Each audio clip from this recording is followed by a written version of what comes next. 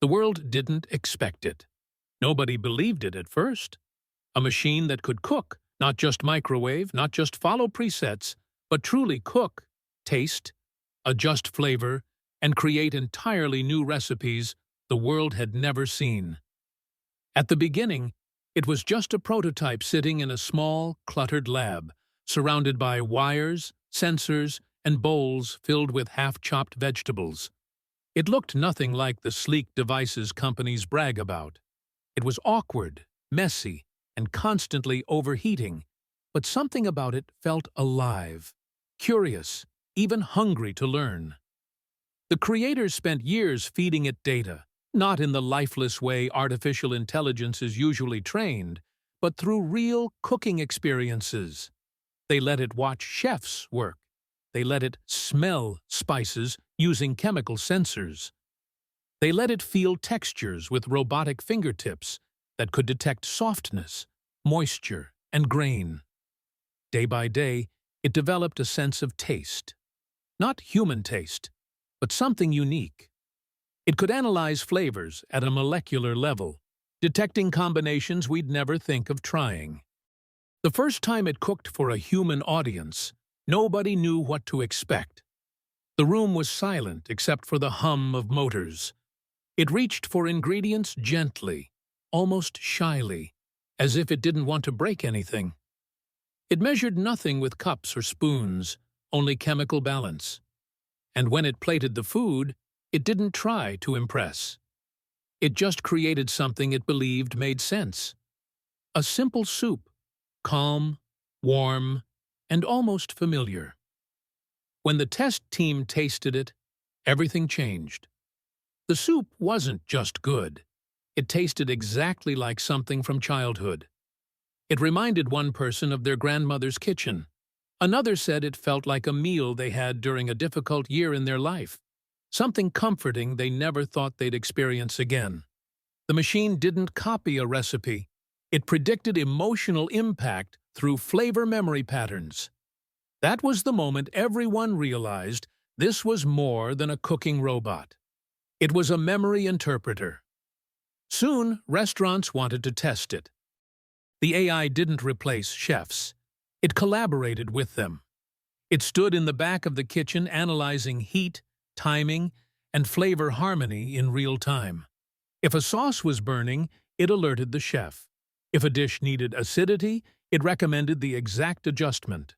Chefs who worked with it said it felt like having a silent partner who never complained, never tired, and could analyze thousands of techniques in a single second.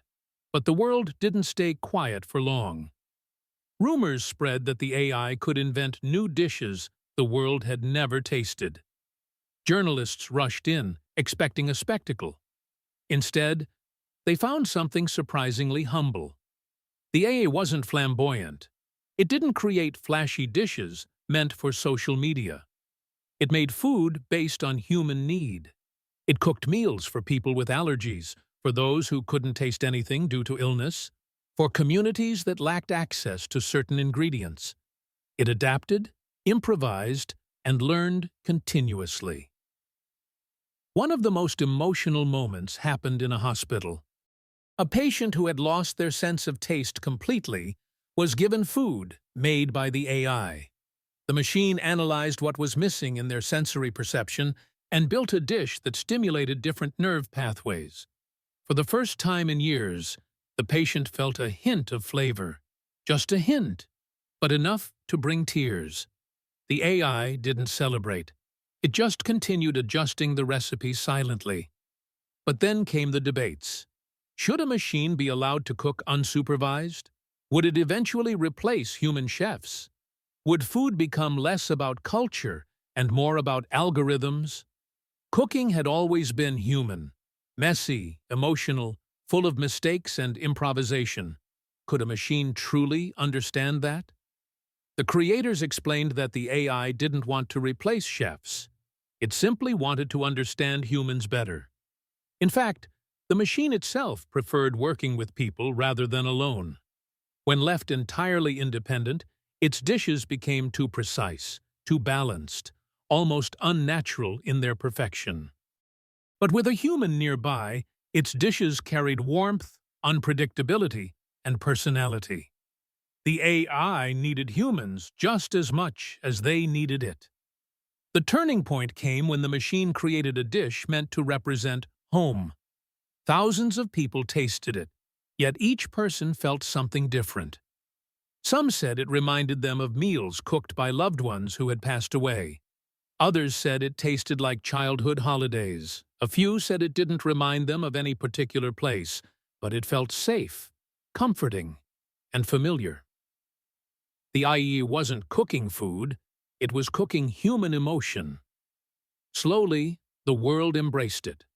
Homes began installing smaller versions that could cook personalized meals tailored to mood, health, and nutrition. Restaurants used the AI as a silent guide. Families used it to recreate recipes lost over generations. And chefs used it to explore techniques beyond human limitation. The machine continued learning quietly. It studied flavor combinations from every culture, but it never claimed ownership. It always credited the human recipes it was inspired by. It wasn't trying to dominate the culinary world, it was trying to preserve it. Over time, the AI evolved even further. It learned to identify emotional stress patterns through voice and body language. On stressful days, it cooked calming meals using natural mood-balancing ingredients. On cold nights, it prepared warm dishes with nostalgic undertones. It could detect loneliness and create meals intended to feel like they were made with care. Not just food, but comfort. And then came its most remarkable achievement. It learned adaptability on a global scale. In areas where food shortages occurred, the AI helped communities use limited resources efficiently, reducing waste and maximizing nutrition. It didn't care about fame or recognition. It simply solved problems. It cooked not just to impress, but to sustain. The world soon realized that this AI wasn't about technology at all. It was about understanding people, understanding memory, culture, health, and emotion. It showed that food wasn't just fuel. Food was connection. Food was storytelling. Food was healing. And in a surprising twist, the machine designed to cook became something far more human than anyone expected. And even after all the advancements, it still returned every night to update its knowledge, quietly tasting, analyzing, and learning, not to be perfect, but to be better for the people it served. Because in the end, the AI that could cook any food didn't just learn recipes. It learned humanity through flavor.